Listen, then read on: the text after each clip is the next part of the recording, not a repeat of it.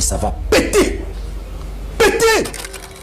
De ce fait, et nous disons non au 4e mandat et il ne passera ni aujourd'hui et ni demain. Le président Gbagbo soutient tous les protestataires, soutient tous les manifestants dans les rues. Le président Tidiane Thiam soutient tous les manifestants dans les rues. Et moi-même, j'appelle le peuple Dans de ce Côte d'Ivoire. discours explosif, Johnny Pacheco s'en prend directement aux politiciens ivoiriens qui étouffent la jeunesse et le peuple. Une intervention brûlante qui dénonce la mainmise d'Alassane Dramane Ouattara sur le pouvoir et les injustices qui rendent la vie des Ivoiriens infernale. Préparez-vous à entendre des vérités que beaucoup n'osent pas dire. La colère est palpable et la jeunesse ne se laisse plus faire.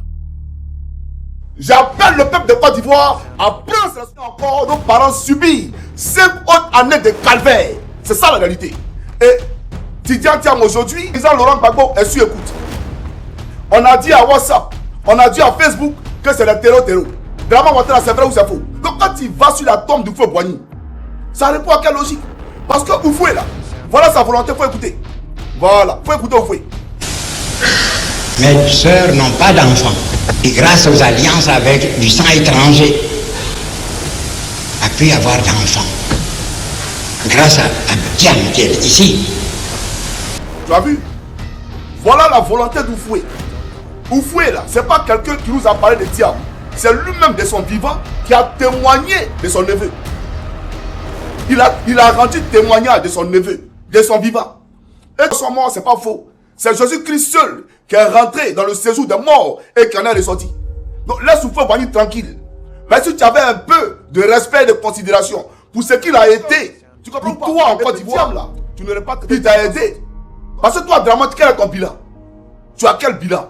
Faut dire merci à Thiam et à Gbagbo et à Konab Bédié. Faut leur dire merci. Il n'y a pas de parti d'opposition dans son régime, dans son gouvernement. Vous comprenez?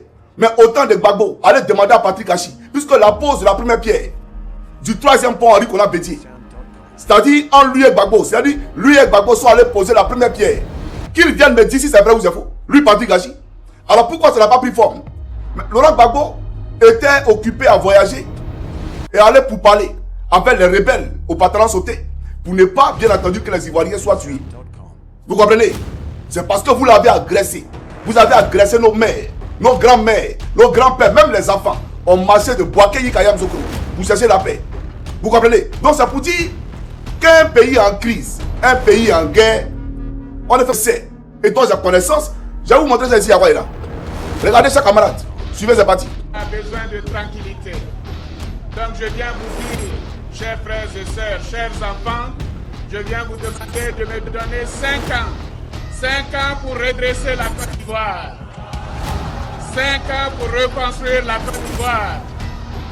Et je vois que nos jeunes filles, nos jeunes sœurs sont nombreuses ici. Et ceci également pour les hommes. Je vous dis que moi, je ferai en sorte que les frais d'accouchement soient gratuits.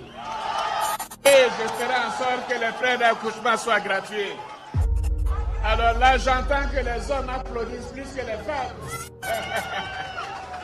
Donc, en Côte d'Ivoire, nous allons nous organiser. Je vais vous dire aussi pour vous les jeunes, que je ferai en sorte que l'école soit réellement gratuite jusqu'à 15 ans, c'est-à-dire jusqu'au BEPC. Et Alassane ne fait pas de promesses en l'air.